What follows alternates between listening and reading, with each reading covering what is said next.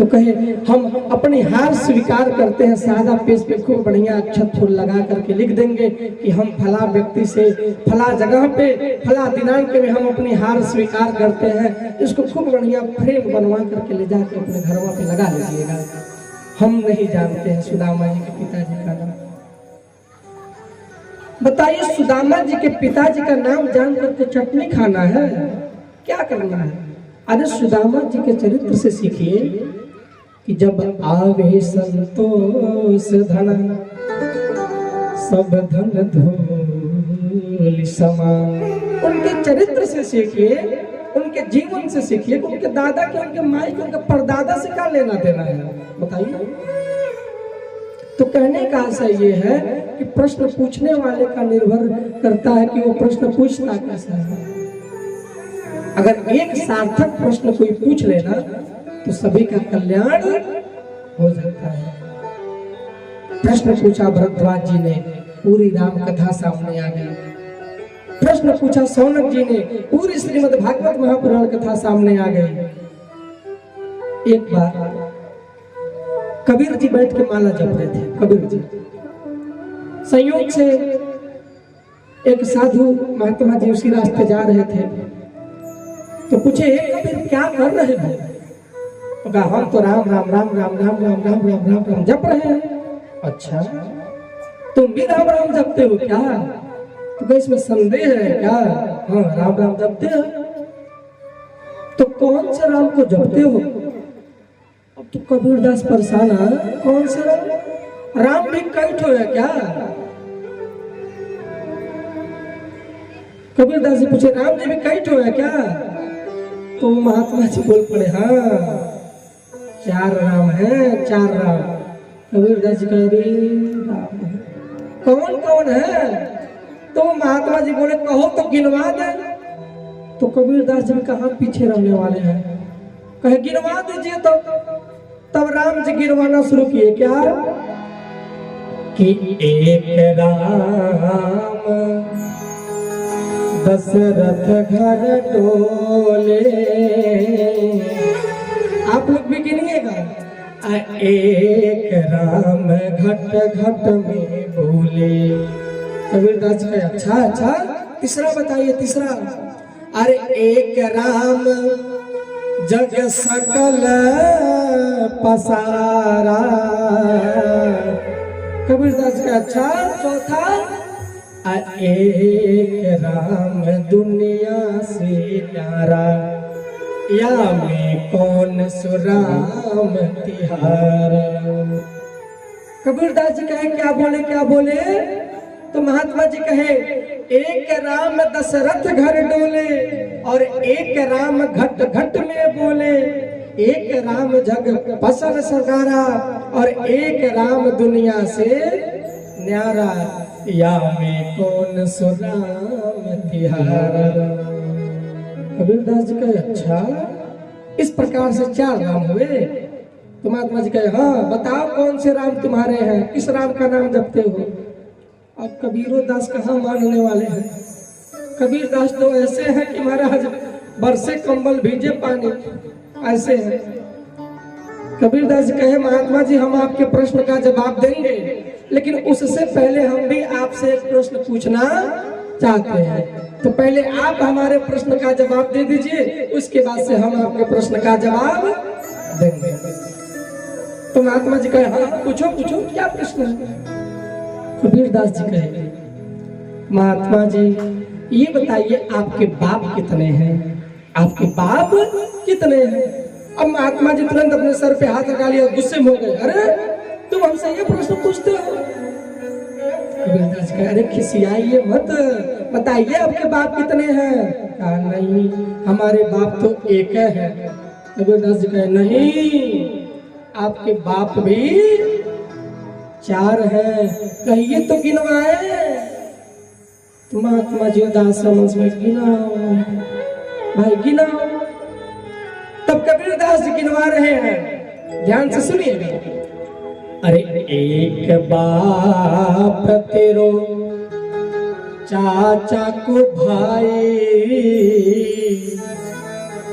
एक बाप तेरो नाना को जमाई, एक बाप तेरो दादी को बारो, एक बाप तेरे फूफा के साथ, या मैं कौन से बाप तिहारो। महात्मा जी कहा ये तुम क्या कह रहे हो? कहे कुछ नहीं कह रहे, जो सही है वही कह रहे हैं। एक बाप तेरो चाचा को भाई, अच्छा, और एक बाप तेरो नाना को जमाई। तो महात्मा जी कहे हमारे चाचा का भाई हमारे क्या हुए? अरे बोलिए, पिता हुए। हमारे नाना के जमाई, जमाई माने दामाद, हमारे नाना के दामाद क्या हुए? पिता हुए। एक बाप तेरे दादी के वारो, हमारे दादी का लड़का क्या हुए? पिता हुए। एक बाप तेरे फूफा के सारो, हमारे फूफा के साले क्या हुए? या में कौन बाप तिहारो। कबीरदास जी कहे तो महात्मा जी कहे अरे कबीर सब बतिया कैन हुआ। तो कबीरदास जी भी कहते हैं ठीक उसी प्रकार हमारे राम जी भी चार नहीं है। अरे वही राम दशरथ घर बोले, वही राम घट घट में बोले, वही राम जग सकल पसारा, वही राम दुनिया से न्यारा, वही राम है हमारा। तो राम भी चार नहीं है। तो कहने का आशय ये है कि अगर प्रश्न सार्थक पूछा जाए, उसका जवाब भी अगर सार्थक आ गया ना तो कल्याण हो जाएगा। आज वही प्रश्न करता है हमारे अष्टावक्र जी, पिपलाद जी से प्रश्न करते हैं कि ईश्वर भूपति ही साक्षात ब्रह्मांडस्य महामुने, मानवं राजपुत्रं स्वं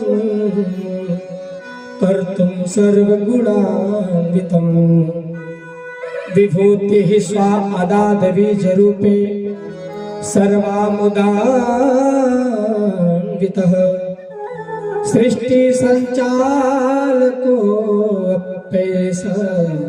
श्रेयसारहितः कथं प्रभु। अष्टावक्र जी कोई ऐसे वैसे नहीं है। अरे अष्टावक्र जी तो इतने ज्ञानी कि जब अपने माता के गर्भ में थे, उस गर्भ में से ही बोल पड़े। आप पूछेंगे कैसे? तो उनके पिताजी कहोड़ ऋषि एक बार अपने शिष्यों को बैठा करके कुछ शिक्षा दे रहे थे, पढ़ा रहे थे, और संयोग से उनकी पत्नी भी वही बगल में बैठी थी, वो गर्भवती थी।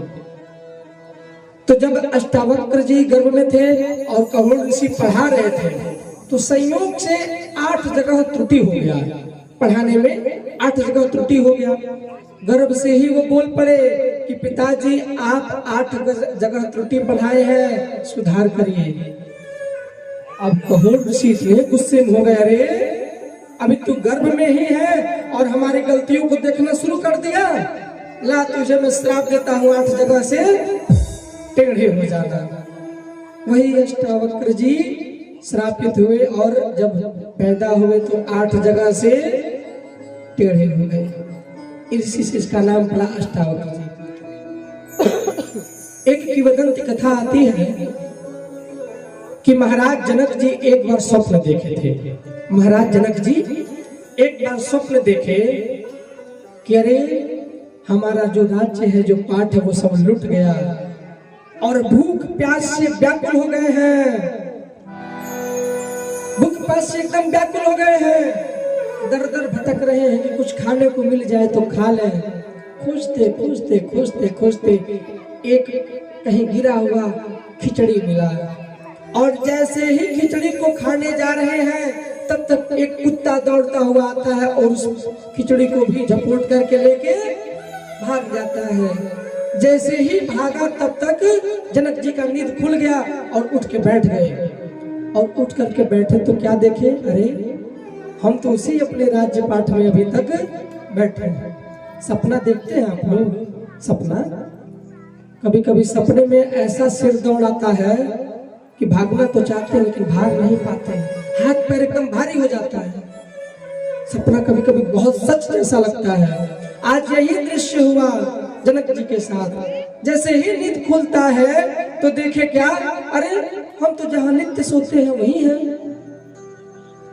तुरंत मंत्री सभा की बैठक बैठाए और कहे इस पूरे नगर में जितने भी विद्वान हैं, जितने भी ज्योतिष हैं, सबको न्योता भेजा जाए, सभी का आगमन हमारे इस सभा में हो। जितने भी नगर के क्षेत्र के सब विद्वान थे ज्योतिष से सबका आगमन हुआ। उसी में अष्टावक्र जी का भी आगमन हुआ।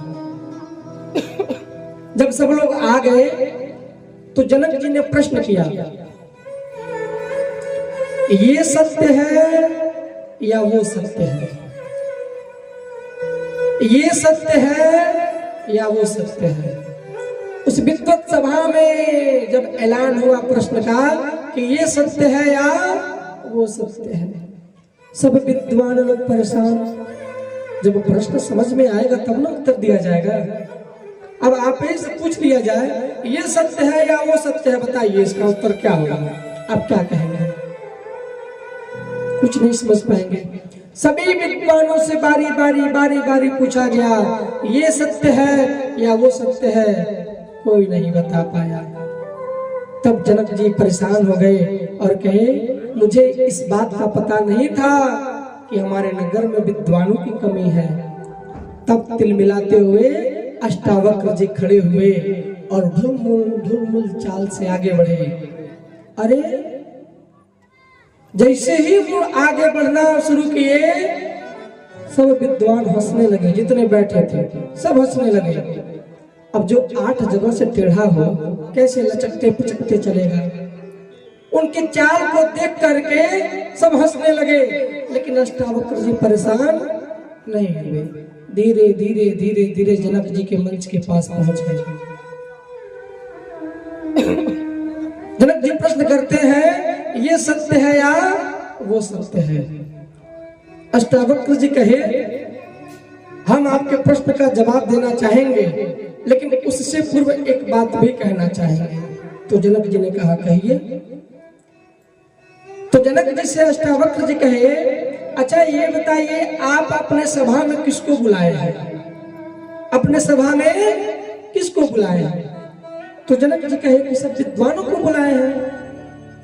अष्टावक्र जी क्रोधित होकर कहे, नहीं ये विद्वान नहीं, ये जितने बैठे सब चमार बैठे हैं। जितने बैठे हैं सब चमार बैठे हैं। अब विद्वानों को जब कोई चमार कह दिया एकदम परेशान हो गए। देखिए चमार जातिगत बात नहीं है।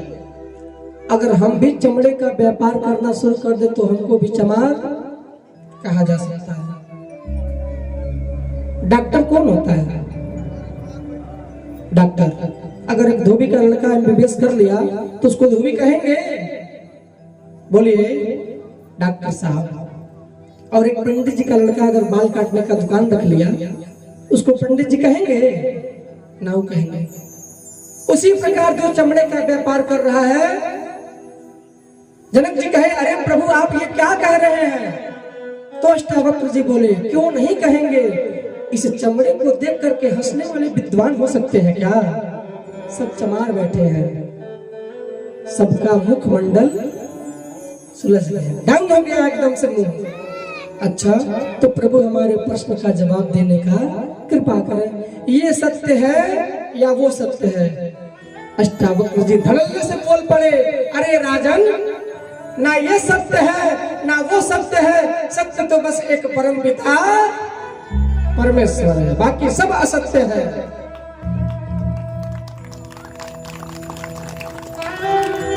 सब विद्वान देखते रह गए।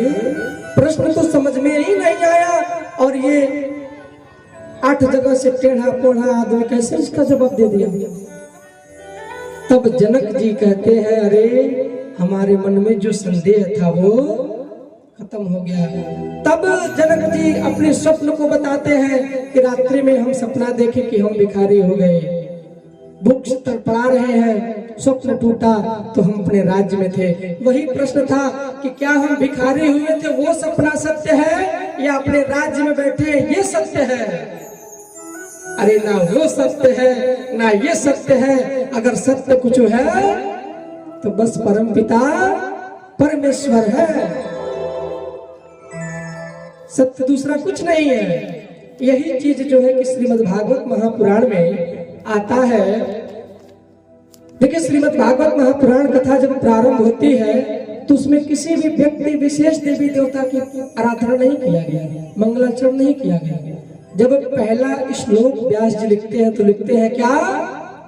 जन्मादस्य यतोऽन्विदितर्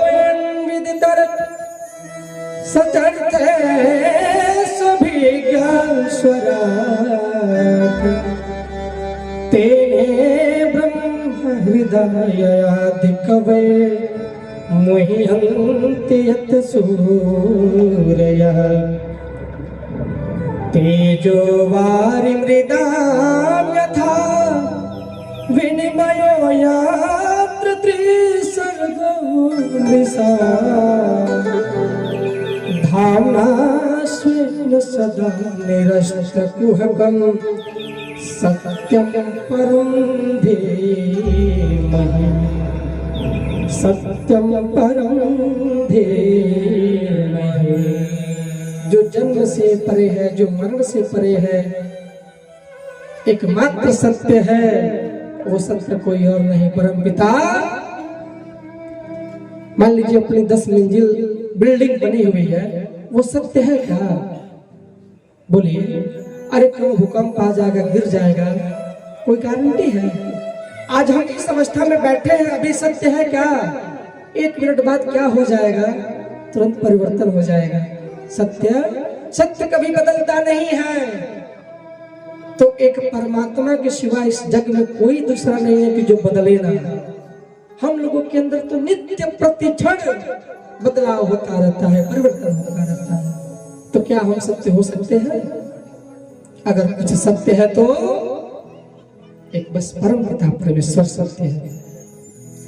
ऐसे परम विद्वान, ऐसे ब्रह्मज्ञानी अष्टावक्र जी आज प्रश्नकर्ता बने हैं और पिपलाद जी से प्रश्न करते हैं कि हे प्रभु,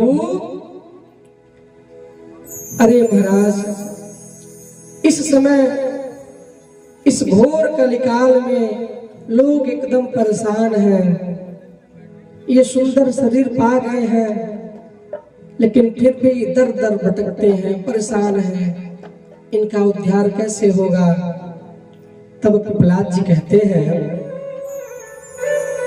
अरे अष्टावक्र, तुम्हारी चिंता मैं समझ सकता हूं। तुम्हारी चिंता क्या है?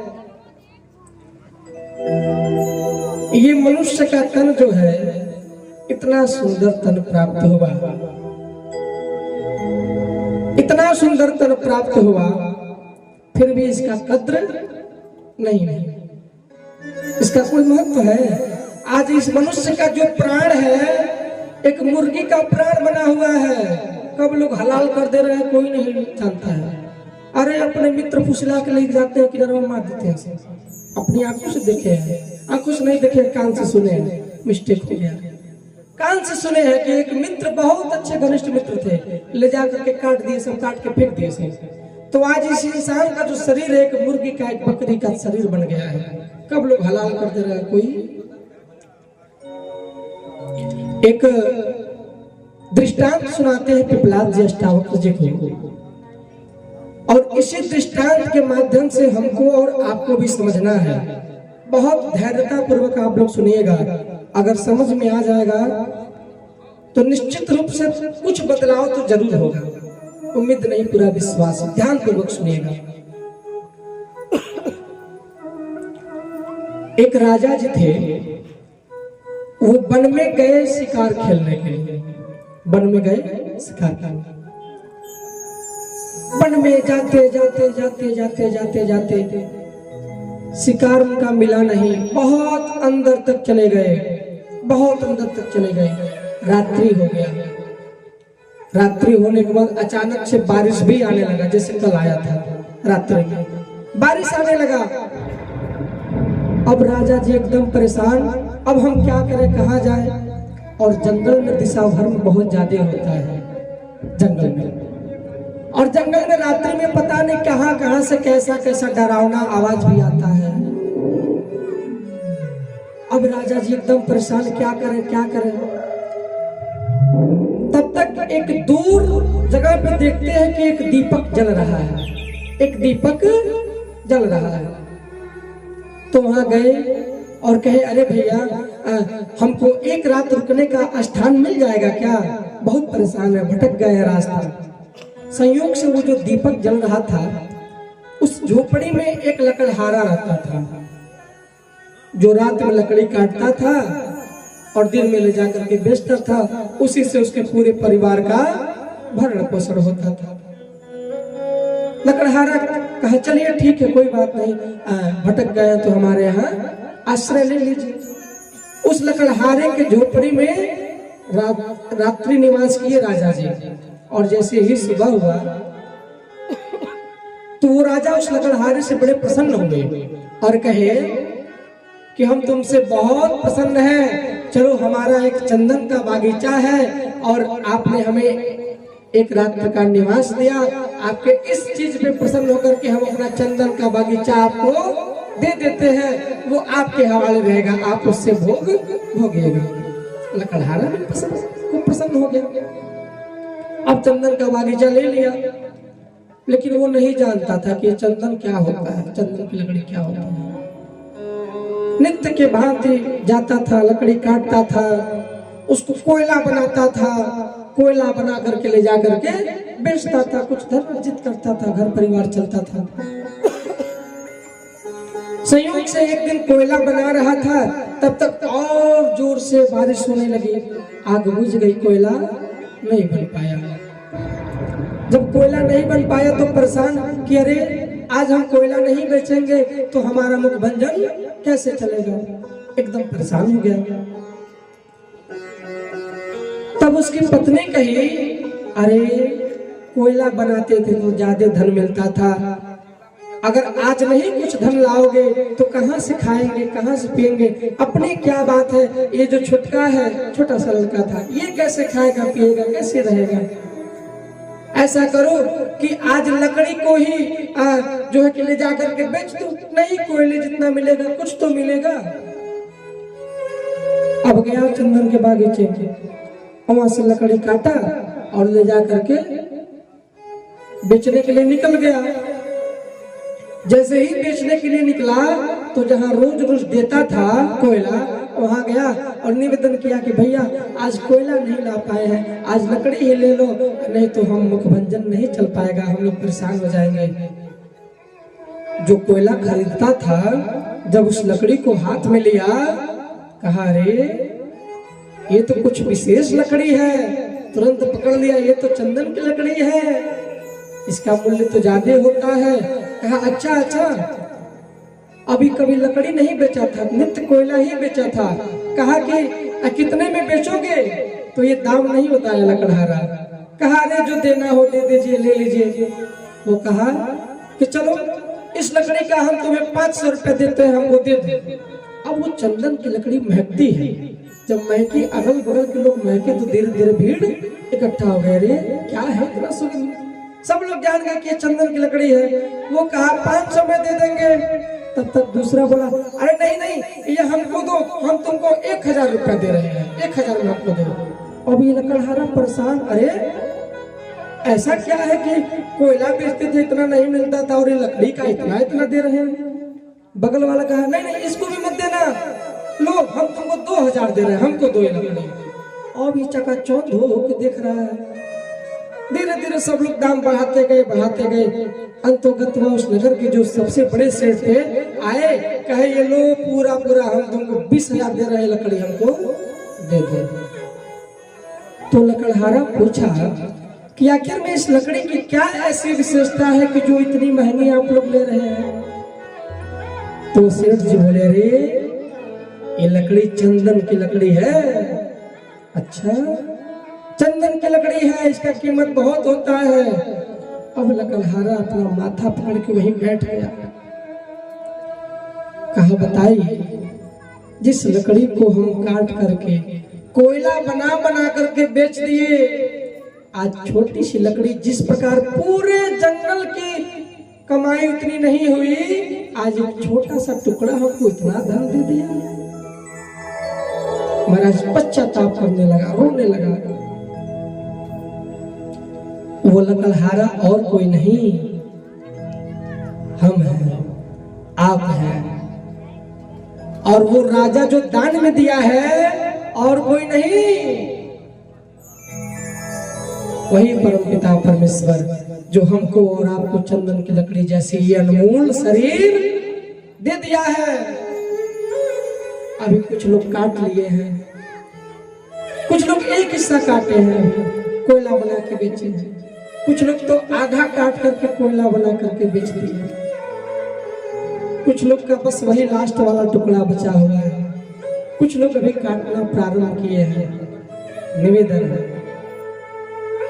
इस चंदन के शरीर जो है ना, चंदन रूपी बगीचा का, कोयला मत बनाइए। अरे अनमोल है, अनमोल है ये जीवन। अरे अनमोल तेरा जीवन यूं ही बिता रहा है, किस ओर तेरी मंजिल है, किस ओर तेरी मंजिल, किस ओर जा रहा है। अनमोल तेरा जीवन यूं ही बिता रहा है, अनमोल तेरा जीवन यूं ही बिता रहा है, अनमोल तेरा जीवन यूं ही बिता रहा है, अनमोल तेरा जीवन यूं ही बिता रहा है। किस ओर तेरी मंजिल है, किस ओर तेरी मंजिल, किस ओर जा रहा है। अनमोल तेरा जीवन यूं ही बिता रहा है, अनमोल तेरा जीवन यूं ही बिता रहा है।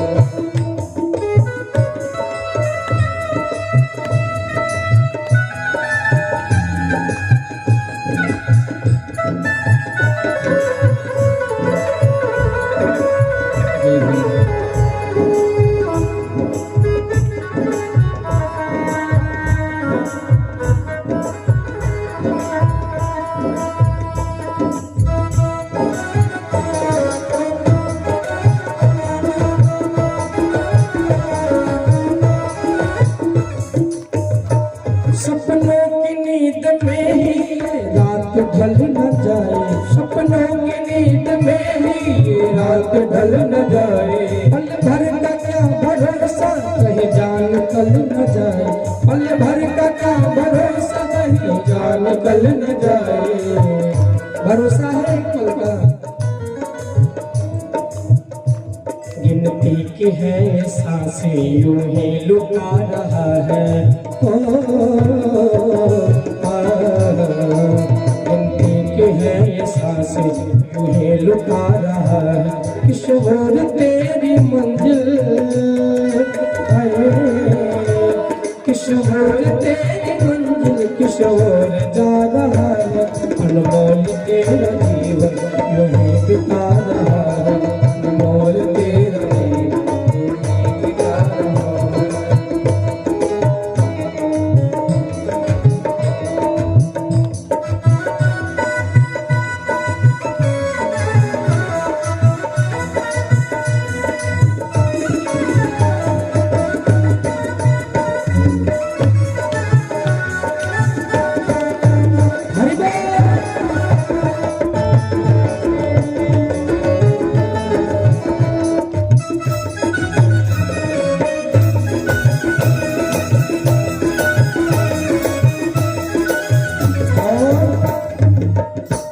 जाएगा जब यहाँ से कोई न साथ देगा, जाएगा जब यहाँ से कोई न साथ देगा।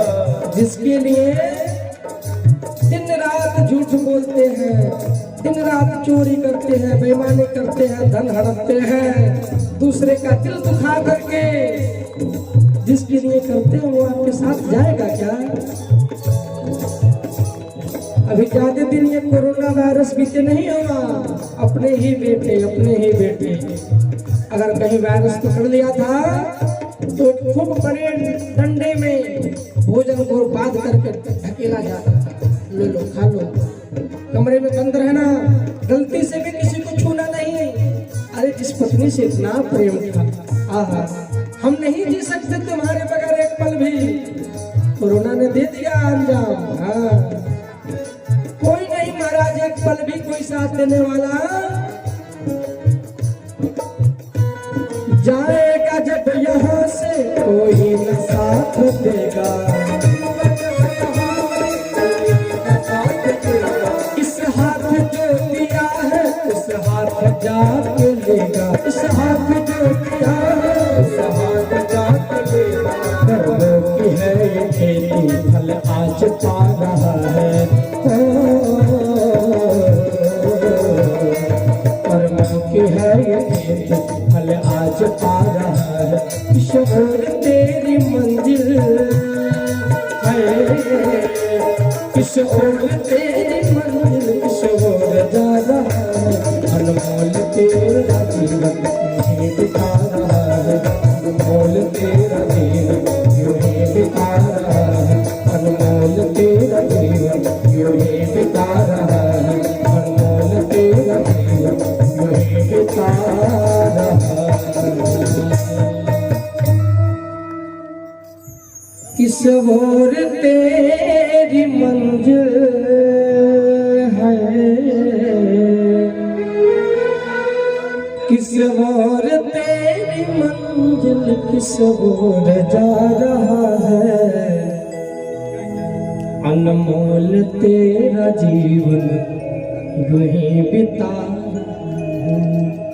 तो महाराज ये जो जीवन मिला हुआ है ना, अनमोल है। कितने लोग तो बस दारू पी पी करके इस जीवन को नरक बना देते हैं। अच्छा, कितने लोग शराब पीते हैं, देखिए ईमानदार हो तो वैसा हो। हाँ, बहुत सुंदर, एक बार इनके लिए जोरदार ताली बजा दीजिए सब लोग, ईमानदार है। और कोई नहीं पीता है, चलिए बहुत सुंदर, नहीं पीना चाहिए। अरे हम दारू पीने वालों को अपनी आंख से देखा है। ए प्रभु, आप गुस्सा ही अगर नहीं, हम आपको नहीं कह रहे, दूसरे गांव की बात है। दारू पीने वालों को हम देखे हैं, नाली में गिर जाते हैं, कीड़े मकोड़े से हाल चाल बतियाते हैं। अरे हमने देखा है, लोग कुत्तों से हाल चाल पूछते हैं। इस गांव के नहीं, हाँ वो दूसरे जिला के बात है। पीने वाले लोग अपने पिताजी को, अपने पत्नी को, अपने बेटों को कुछ समझ नहीं, अरे हम हमारा सामानवा छूट गया, बार को ले आई, बड़ी जरूरी है, ऐसा वैसा बहाना बना करके जा करके धीरे से। पीने वालों की भी गजब कहानी है प्रभु। एक बार एक शराब पीने वाले थे, भैया थे, बहुत अच्छे थे। जब पी लेते थे 50 रुपया वाला तो 50 करोड़ की बिल्डिंग खरीदने में समय नहीं लगता था। एक बार एक भैया थे महाराज, रोज शराब पीते थे, रोज शराब पीते थे। उनकी पत्नी जो थी ना, बहुत पतिव्रता थी। वो नित्य इंतजार करती थी कि जब हमारे पति देव आ जाएंगे तो उनको भोजन कराने के बाद ही हम भोजन करेंगे। संयोग से वो भैया जी एक दिन बहुत ज्यादा पी लिए, बहुत ज्यादा पी लिए, और पीते हुए आए, लड़खड़ाते हुए, झूमते हुए आए। जब अपने घर पहुंच गए तो अपने घर को देखे, कहे अरे ये घर तो हमारा वहां था, यहाँ कैसे चला आया। लगे अपने घर को धक्का मारने, धक्का मार के खिसकाना चाह रहे थे घर को अपने। खिसकाते खिसकाते जब नहीं खिसका तो अपने घर में न जाके बड़ी सुंदर भैंस पाले थे, भैंस के घाड़ी में घुस गए। ध्यान से सुनिएगा, पीने वालों की बात है। वो बेचारे भैया भैंस के घाड़ी में घुस गए, और जैसे ही भैंस के घाड़ी में घुसे, अचानक से अगर भैंस उसके बीच में चले जाइए तो नहीं झटके से उठ जाते हैं सब। झटके से वो भैंस में उठ गई, कही अरे चिंटू की मम्मी कहाँ है, ना जल्दी हड़बड़ा रही हो। अच्छा अच्छा अच्छा हुआ, लड़खड़ाते रात आई है, लड़खड़ाते संयोग से भैंस की पूंछ पकड़ा गई। जब भैंस की पूंछ पकड़ा गई कहते हैं अरे चिंटू की मम्मी रोज 2 चोटी बांधती थी, आज एक चोटी काहे बांधी हो। भैंसिया का जब पूछिया पकड़ लिए, और जब कोई पूंछ पकड़ता है तो भैंस बहुत तेज पैर से मारती है, मारी एक पर गई उतना था। कहे चिंटू की मम्मी बहुत गुस्सा आ गई हो क्या, क्यों लात मारती हो जी। अच्छा ठीक है चलो छोड़ो, हम जो है कि बहुत परेशान है, बहुत लाओ पानी वानी लाओ, थोड़ा हाथ मुंह धो ले। जब भैंस वैसे बैठे रहती हैं ज्यादा टाइम तक, जब खड़े होती हैं तो पानी के लिए कहना नहीं पड़ता है, हाँ मोटर चालू हो जाता है। तुरंत भैंस जी अपना मोटर चालू की और बेचारे खूब प्रेम से हाथ धुल रहे हैं, कुल्ला कर रहे हैं।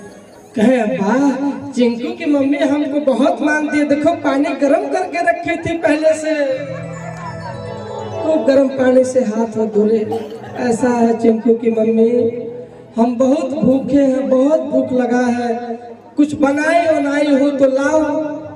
और जब पानी देती है तो साथ में कुछ और भी देती है। थप थप थप 2 प्लेट गिरा। अबे बेचारे बड़े चाव से खाना प्रारंभ किए। कहे चिंटू की मम्मी बहुत मानती है, गरम गरम बनाई है एकदम से ताजा ताजा। लिए गया अंदर, अरे चिंटू की मम्मी बनाई तो हलवा, चीनी नहीं डाली क्या जी। बेचारे ले रहे हैं। महाराज पूरी रात ये सिलसिला चला, ये सिलसिला किसी और का नहीं, हाँ वही 50 रुपया वाला पीने वालों का है। महाराज पी करके इस अनमोल शरीर को नरक बना दे रहे हैं, नरक बना दे रहे हैं। ये हंसने का विषय नहीं है, ये समझने का विषय है। तो जो लोग भी पीते हैं, इस व्यासपीठ से ये दास आज हाथ जोड़ के निवेदन कर रहा है, अरे इस अनमोल शरीर को नशा करके अपने जीवन को व्यर्थ मत गवाइए, मत खराब करिए, नहीं तो नाश तो करिए देगा। अरे नशवा करी तोरे नाश नशवा छोड़े भैया, अरे छोड़े भैया छोड़ा हो मैया। हाँ आजकल बस भैया लोग नहीं, मैया लोग भी कम नहीं है। अरे कई माता जी लोगों को हम धुआं उड़ाते देखे हैं, बीड़ी सिगरेट वाला। यहाँ की बात नहीं है, दूसरे गांव की बात है। अरे छोड़े भैया छोड़ा हो मैया, नहीं तो अरे नशवा करी तोरे नाश नशवा छोड़े भैया, नशवा करी तोरे नाश नशवा छोड़े भैया, नशवा करी तोरे नाश नशवा छोड़े भैया छोड़ा हो मैया, छोड़े भैया छोड़ा हो मैया। सबके लिए नहीं कहना है, बस जो नशा करता है उसी के लिए। अरे नशवा करी तोरे नाश नशवा छोड़े भैया, नशवा करी तोरे नाश नशवा।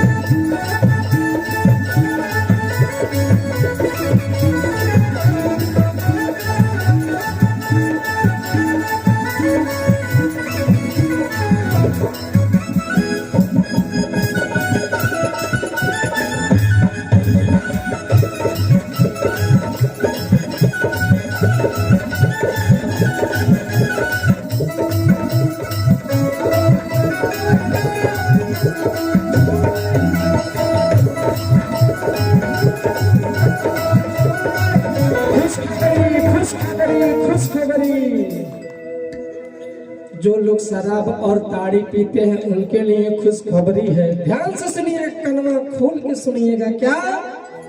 अरे जो तू ही भैया अरे शराब ताड़ी पिया, अरे शराब ताड़ी पियबा हो, शराब ताड़ी पियबा तो का होई? अरे सरी जाई अतड़ी तोहार नशा छोड़े भैया, सरी जाई अतड़ी तोहार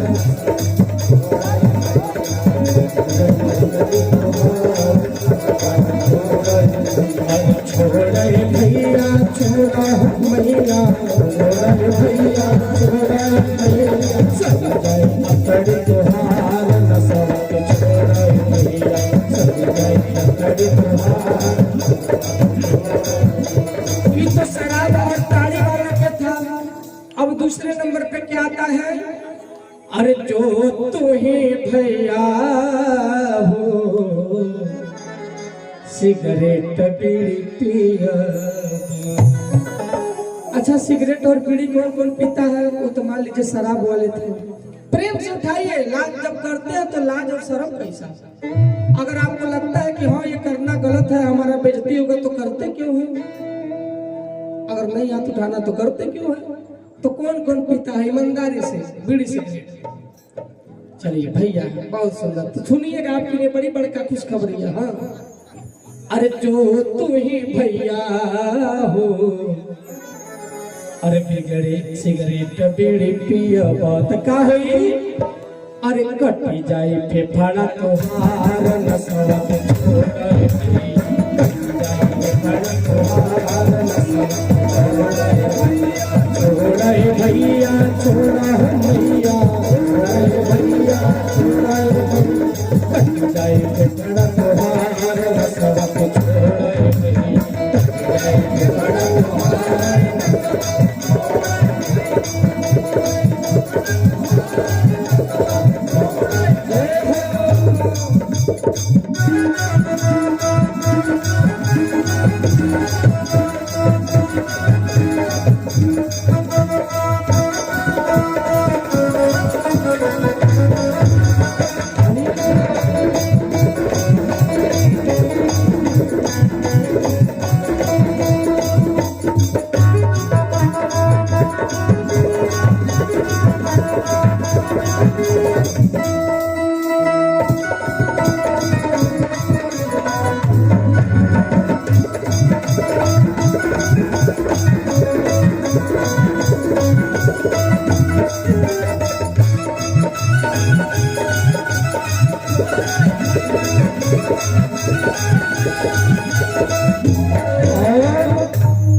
तो सिगरेट सीढ़ी वालों के लिए था, आजकल बड़ी ट्रेंडिंग में है।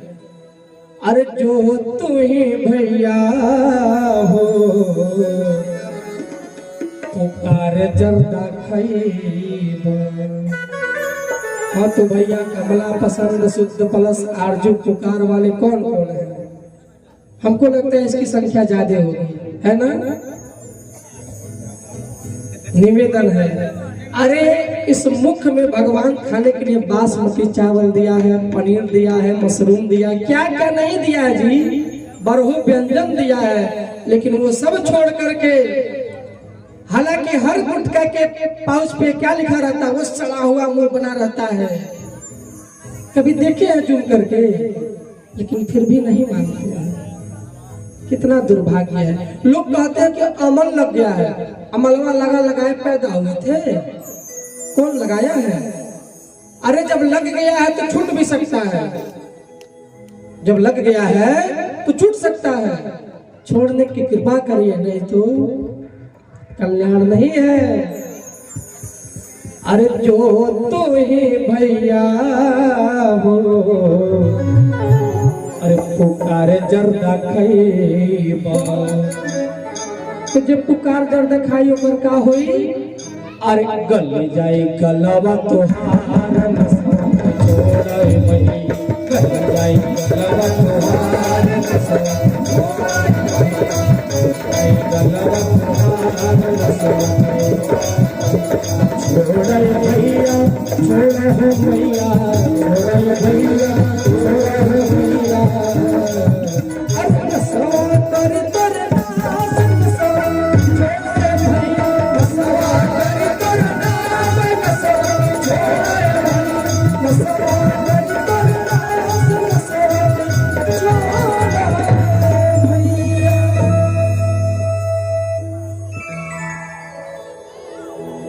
नशा नाश का जड़ है भाई, इसका फल अतिशय दुखदाई है।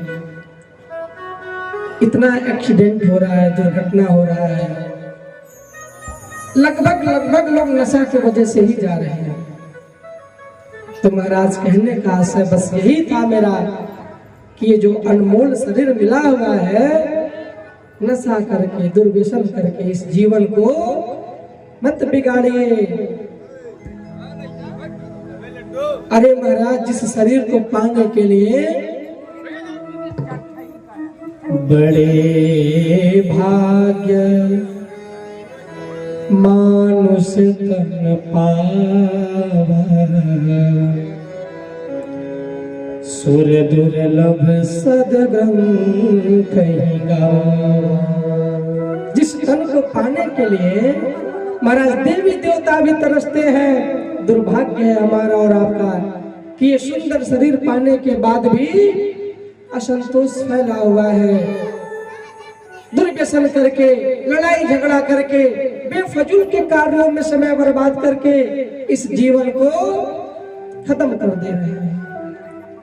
आज पिपलाद जी वही कहते हैं, अष्टावक्र, इस कलियुगी प्राणियों का परेशानी का कारण कुछ और नहीं, बस यही है कि जो मिला हुआ है उसकी कद्र नहीं है। अरे महाराज, जो चीज जब तक अपने आंख के सामने रहती है ना, तब तक उसका महत्व नहीं नजर आता है। लोग कहते हैं अरे चलो कोई बात नहीं है, लेकिन वही चीज जब अपने से कहीं दूर चला जाता है तब समझ में आता है, और पश्चाताप के सिवा कुछ नहीं से समझता है। खैर मेरा अनुभव तो बहुत ज्यादा नहीं है, लेकिन एक सेकंड के लेट से अगर किसी का ट्रेन छूट गया हो, सोचिए क्या बीतता है। एक बार हमारा ट्रेन नहीं फ्लाइट छूटा था, हम लोगों को जाना था जो है कि दिल्ली से सूरत के लिए कथा करने के लिए। इतना ट्रैफिक लग गया कि हम लोग नहीं पहुंच पाए, नुकसान हो गया। बस से जाना था। उस समय लगा कि समय क्या होता है, जो समय बीत गया उसका महत्व क्या होता है। तो महाराज, जो मिला है उसका सदुपयोग किया जाए, नहीं तो पश्चाताप के सिवा कुछ नहीं बचेगा, जीवन भर रोना पड़ेगा। तो आप लोग करेंगे ना अब से? अरे जो लोग कहते हैं अब क्या करी महाराज, अब तो हो ही रहा है जो हो रहा है। नहीं, जब जागो तभी सवेरा, भूली ताही निसार के आगे के सुध, जो हुआ सो हुआ। अभी 4 हिस्सा होता है, 3 हिस्सा चंदन का बागीचा कटा है, 1 हिस्सा में भी सुधार हो गया तो 20,000 मिल जाएगा। हाँ, बोले बाग के बिहारी लाल की। तो बारंबार यही निवेदन करेंगे, प्रार्थना करेंगे आप लोगों से कि आप लोग इस चीज को समझिए। अगर नहीं समझेंगे तो हमारे में और पशु में कोई अंतर नहीं रह जाएगा, हम भी पशु के समान हो जाएंगे। भाई पशु भी खाता है, हम भी खाते हैं, पशु भी सोता है, हम भी सोते हैं, पशु भी संतान उत्पन्न करता है, हम भी संतान उत्पन्न करते हैं। बताइए जी, कोई भेद है क्या? इतने संख्या में कई पशु आए हैं कथा सुनने, आए हैं को इंसान, यही अंतर है पशु में और इंसान में। एक अंदर की बात बताएं, जो लोग घर से सुन रहे हैं गुस्साइएगा नहीं, दिल की बात है, कह दे रहे हैं, कहने का मन तो नहीं कर रहा। कई जगह कहते हैं तो कोई ओरहन आ जाता है हमारे पास, परेशान हो जाते हैं, सब पतले दुबले हैं, लोग डरवा देते हैं। महाराज जो कथा सुनने नहीं आ पाया ना, अगर कोई कारणवश नहीं आ पाया तब तो ठीक है, लेकिन सब कुछ फिट है फिर भी नहीं आ पाया, तो अगर उनके घर पे कोई पशु है, उनमें और उनमें कोई भेद, तो निवेदन है आहार निद्रा भय मैथुनम च, ये तो पशु भी करते हैं, हम भी करेंगे। अगर कुछ अलग नहीं करेंगे, भगवत कार्य नहीं करेंगे, सत्कर्म नहीं करेंगे, तो हम लोग भी उसी पशु के श्रेणी में आएंगे।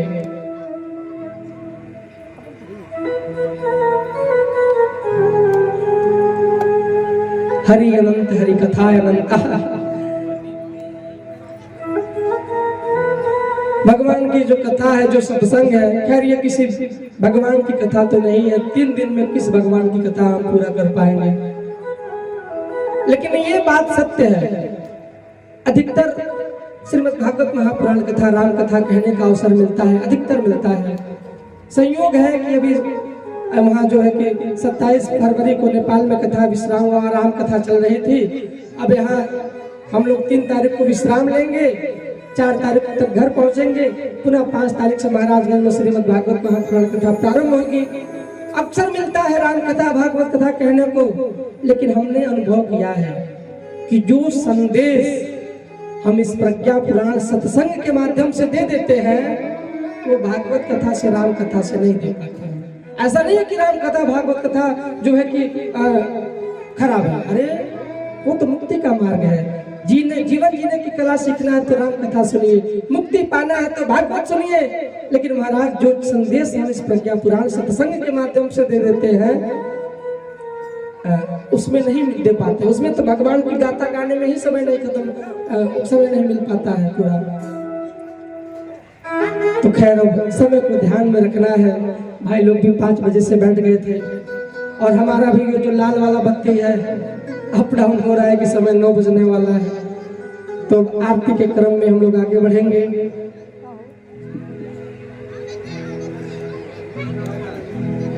हाँ, 5 लोग आ जाए आरती के लिए, आरती के लिए।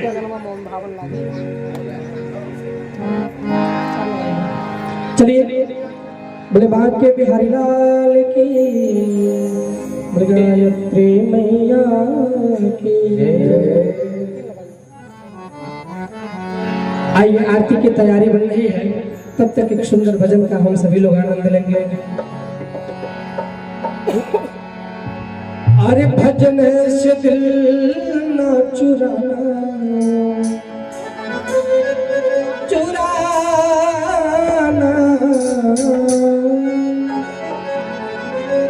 भजन से दिल ना चुराना की हाय राम, जिंदगी का कोई ना ठिकाना की हाय राम, जिंदगी का कोई ना। भजन से दिल ना चुराना, भजन से दिल ना चुराना की हाय राम, जिंदगी का कोई ना ठिकाना की हाय राम, जिंदगी का कोई ना। हरि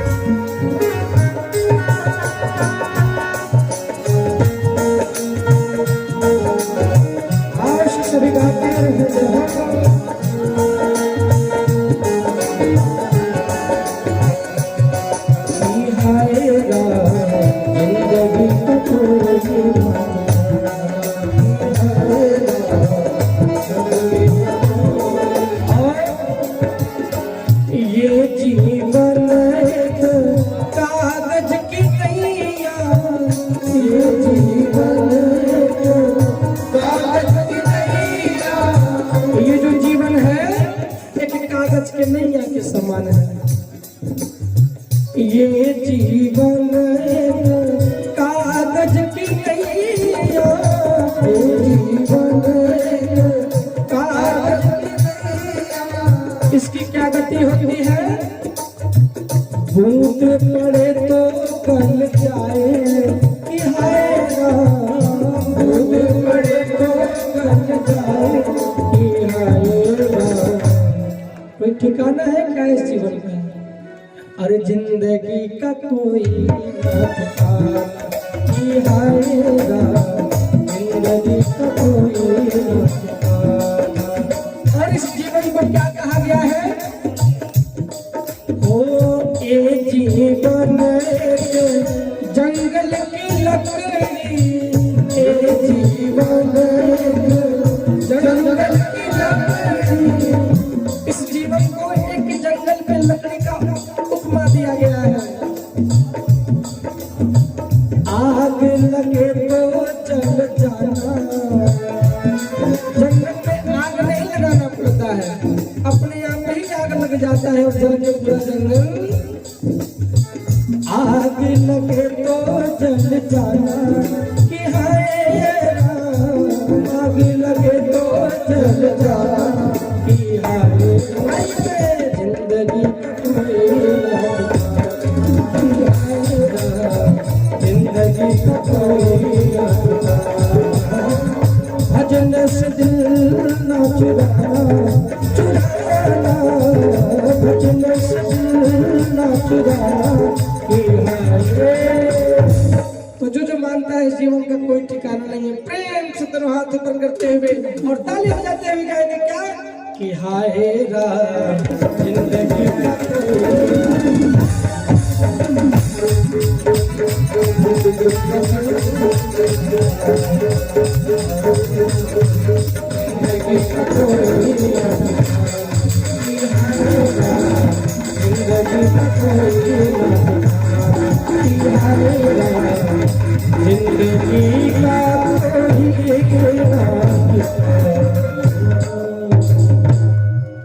कि हाय राम, इस जीवन का अरे कोई ना ठिकाना।